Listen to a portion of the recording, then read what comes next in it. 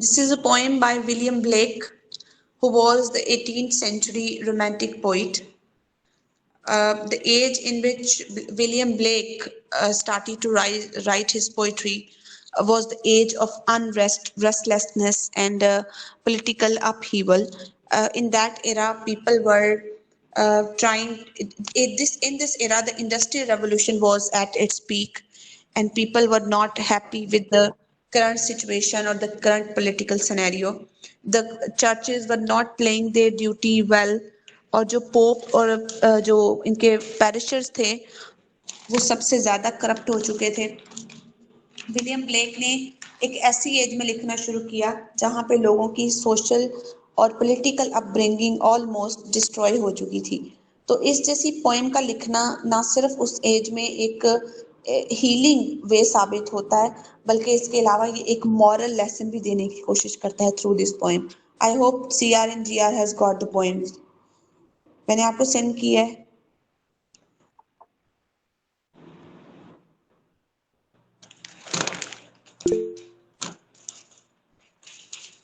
इसको ग्रुप में भेज दें।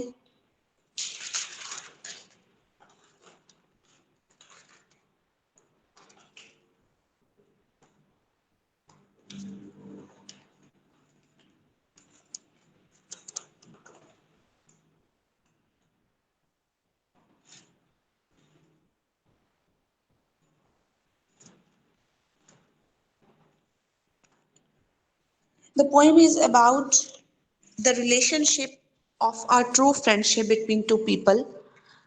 And besides this poem, we can also get to know that as William Blake is a romantic poet, but his poem is not romantic at all in its subject matter and its content, क्योंकि इस poem के through moral message तो देता ही देता है, इंसान की life की और मॉडर्न मैन की एक ऐसी रियलिटी को प्रेजेंट करता है जो मजीद हमें रियलिटी सोसाइटी में स्वीप थ्रू करती नजर नहीं आती। ये इसकी इस पोएम के थ्रू ये मैसेज आता है कि इंसान के रिलेशनशिप्स जब एक पीक पे पहुंच के खराब होना शुरू होते हैं तो वो उसको मजीद अपनी मिसअंडरस्टैंडिंग से कितना नुकसान देता है अपनी थिंकिंग को, अपने उस रिलेशनशिप को, और इंसान उस सब रिलेशनशिप के डिस्ट्रॉय होने का खुद रिस्पॉन्सिबल होता है। Let's read the poem. A poison tree. I was angry with my friend. I told my wrath did end. I was angry with my foe. I told it not, my wrath did grow. पहली दो lines में वो अपने दोस्त की बात बताता है कि मैं अपने दोस्त से नाराज था, मैंने अपने दोस्त को बताया कि मैं उससे क्यों नाराज था, मेरा गुस्सा खत्म हो गया। दूसरी दो लाइंस में बताता है मैं अपने दुश्मन से नाराज हुआ, मैंने उसको कुछ नहीं बताया और गलत फहमियां आगे बढ़ती गई, और वो जो था गुस्सा था उसने रैथ की सूरत इख्तियार कर ली, गुस्सा गजब की सूरत इख्तियार कर गया, जिसकी वजह से जो मसला पहली दो लाइंस में डिस्कस करने से हल हो सकता था वो आखिर की दो लाइंस में डिस्कस ना करने से बढ़ता गया। And I watered it in fears, night and morning with my tears, and I sunned it with smiles and with soft deceitful wiles. मैंने दिन रात जो मिसअंडरस्टैंडिंग दोनों के दरमियान क्रिएट हो चुकी थी उसको गलत फहमियों से वाटर करना शुरू कर दिया, बढ़ाना शुरू कर दिया, जिसका मतलब क्या था कि अपनी तरफ से एजम्पशन लगाना शुरू कर दी, जिसकी वजह से वो जो दिन रात की जो रोना था वो मजीद इस चीज को बढ़ाता रहा, उस गलत फहमी को एक ऐसे नसूर की शक्ल इख्तियार कर गया जो अब अनकंट्रोलेबल थी। और कहता है मैंने मुनाफिक जैसे स्माइल पास करता है, मैं उसकी तरफ देखकर तो स्माइल जरूर पास करता था, but it was not a pure and sincere smile. ये कैसी स्माइल थी? It was a deceitful smile. अपने दोस्त की तरफ देखकर मुस्कुराता तो रहा लेकिन दिल में कुछ और था, जिसका मतलब कि अपने दोस्त को भी धोखा देता रहा। अब दोनों दोस्तों के दरमियान वो लड़ाई हुई और उस लड़ाई के नतीजे में दोनों ने एक दूसरे के साथ मुनाफिकत रखना शुरू की, जबकि दिल में एक दूसरे के लिए गलत फहमियां थी। And it grew both day and night, आखिरकार ये गलत फहमी दिन और रात बढ़ती गई। till it bore an apple bright, वो एक ऐसा दरख्त बन गई जिसके ऊपर एक बहुत चमकदार सेब निकल आया और वो बड़ा हो गया।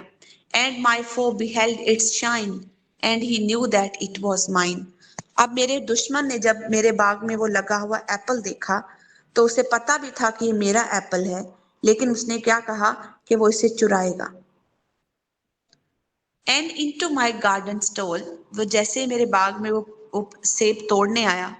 When the night had veiled the pole, जब मुकम्मल तौर पर अंधेरा छा गया। In the morning glad I see, सुबह मैंने क्या देखा? My foe outstretched beneath the tree. मेरा मेरा जो दुश्मन था वो उसी मेरे ही दरख्त के नीचे मरा पड़ा था। क्यों? क्योंकि वो एप्पल पॉइजनस एप्पल था। That apple was the poison of the hypocrisy. It was having the poison of deceit. It was having the poison of, uh, what should I say, jealousy. It was jealousy, insincerity, impurity. All the vile and villainous things of this world, you can say, were present in that apple. And why that apple was bright? Because the evil is always bright. Evil attracts you towards itself. और जिस तरह शैतान हमेशा आपको बुरी चीज़ों की तरफ खींचने के लिए बहुत मुख्तलिफ किस्म के हरबत आजमाता है आपके ऊपर। Same was the case with that Apple tree. और ये रेफरेंस जन्नत के उस दरख्त की तरफ भी है जो बाइबल में कुरान पाक में है कि उस दरख्त के करीब ना जाना, क्योंकि वो दरख्त में सारी दुनिया की बुराइयां हैं। तो उसे पता भी था दुश्मन को कि ये उसका दरख्त है और मुझे इसको नहीं चुराना चाहिए, इस एप्पल को, ये उसका है। लेकिन उसने क्या कोशिश की? उसने अपनी मुनाफिकत के थ्रू उससे वो एप्पल चुराने की कोशिश की और in the result he was died in the garden of that friend who had become a foe now.